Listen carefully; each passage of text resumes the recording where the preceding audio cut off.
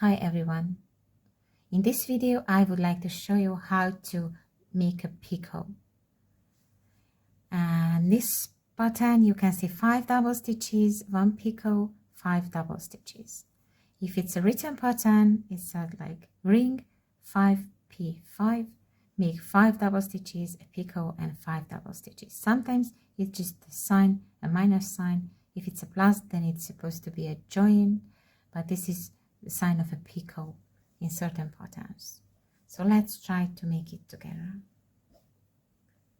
I have my needle thread, the tail is right here. I am forming a loop between the needle and the bow. I put thread close to the needle and I am making 5 double stitches first according to the pattern. If you don't know how to make a double stitch, please check out my previous videos.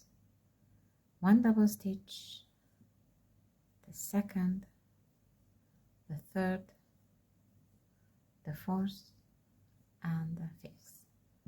So 5 double stitches, and we're going to make a picot. What is a picot?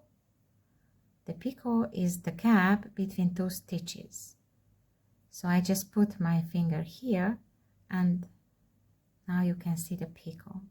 The picot could be smaller, bigger, it's up to you. Sometimes if you make a small one, it's to join the pieces together.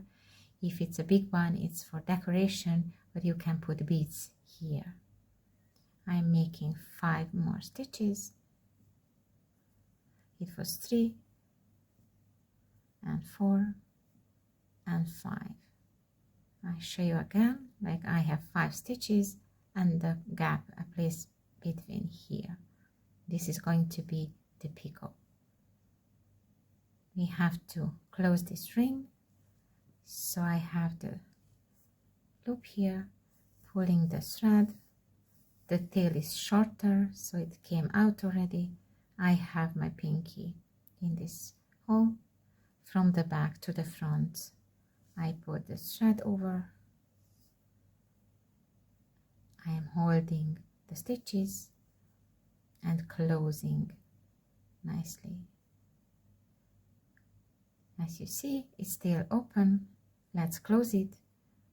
Put between 2 fingers the ring, make this straight, hold your needle, and just from back to front, close it.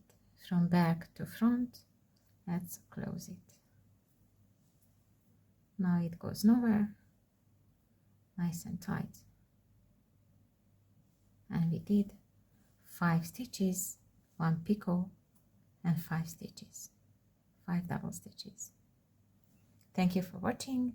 See you soon in my next video.